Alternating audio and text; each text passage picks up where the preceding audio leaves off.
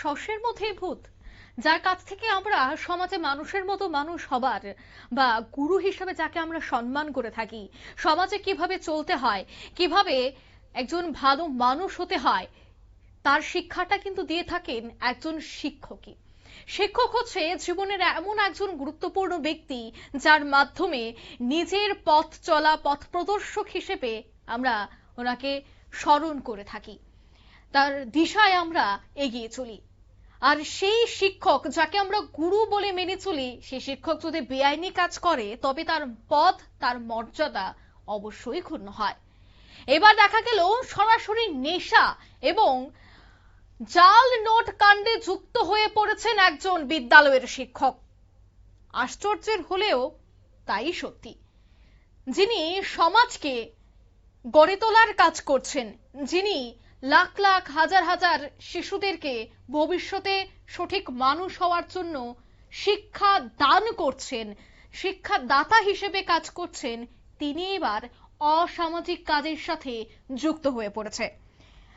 এমনই অভিযোগ কিন্তু এবার উঠে এলো, যেখানে দেখা গেছে যে জাল টাকা সহ নেশা সামগ্রী চালানোর সময় এবার গ্রেফতার করা হলো এক শিক্ষককে।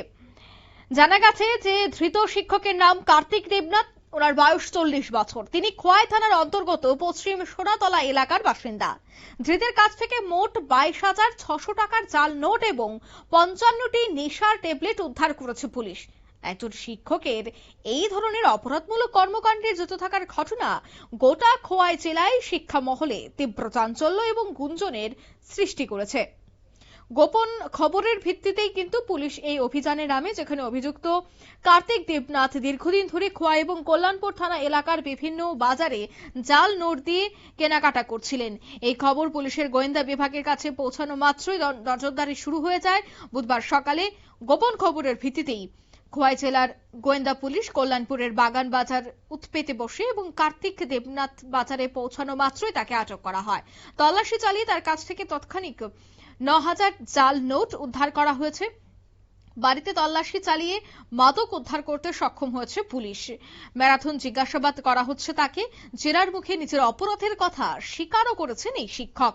তার বয়ানের সূত্র ধরে কল্যাণপুর থানার পুলিশ খোয়াই থানা পুলিশকে সাথে নিয়ে পশ্চিম সোনাতলা অভিযুক্তের নিজ বাড়িতে একটি যৌথ তল্লাশির অভিযান চালায়। সেখান থেকে আরো 13,600 টাকার জাল নোট এবং 55টি নিষিদ্ধ নেশার ট্যাবলেট উদ্ধার করা হয়।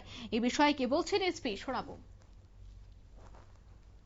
आज सुबह कल्याणपुर पुलिस स्टेशन को एक सीक्रेट इंफॉर्मेशन मिला था। आज बगान बाजार कल्याणपुर पीएस एरिया में बगान बाजार में वीकली मार्केट डे है। वहां पर एक आदमी के साथ फेक इंडियन करेंसी नोट के साथ मार्केटिंग के लिए आया हुआ बोल के एक इंफॉर्मेशन मिला।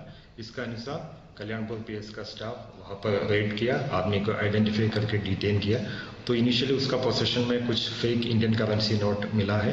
उसके बाद प्रिलिमिनरी इंटरोगेशन किया हुआ है। इंटरोगेशन के आधार पर उसका घर खुआई पीएस एरिया में वो घर आइडेंटिफाई किया, वहां जाके भी रेड किया। रेड का साथ टोटल अभी तक 22,600 इंडियन रुपीस का फेक नोट रिकवरी किया हुआ है। इन्वेस्टिगेशन अंडर प्रोसेस है और एक स्पेसिफिक केस कल्याणपुर पीएस में रजिस्ट्रेशन हो रहा है। Thank you. আপনারা শুনলেন, এনডিপিএস ধারায় কিন্তু মামলা রুজু করা হয়েছে। পুলিশ এই চক্রের সাথে আরো কেউ জড়িত আছে কিনা তা খতিয়ে দেখে তদন্ত শুরু করছে। তবে বিকেলে তাকে খোয়াই জেলা আদালতে সোপর্দ করার প্রস্তুতি নিয়েছে কল্যাণপুর থানার পুলিশ। শিক্ষক হলেন সমাজ গড়ার কারিগর, আর কিন্তু সমাজের সেই পথ প্রদর্শকের কাছ থেকে যদি জাল নোট এবং মাদকের মতো মারাত্মক সামগ্রী উদ্ধার হয়, তবে সেক্ষেত্রে স্থানীয় জনমানুষেও তীব্র ক্ষোভ এবং নিন্দার ঝড় উঠতে শুরু করেছে। শিক্ষা মহলেও কিন্তু এই বিষয়টা নিয়ে চর্চা শুরু। এই মুহূর্তের সংবাদ এ পর্যন্ত। আমাদের পরবর্তী নিউজ আপডেট দেখার জন্য অবশ্যই চোখ রাখবেন শুধুমাত্র নিউজ ভ্যানগার্ডের পর্দায়। ধন্যবাদ।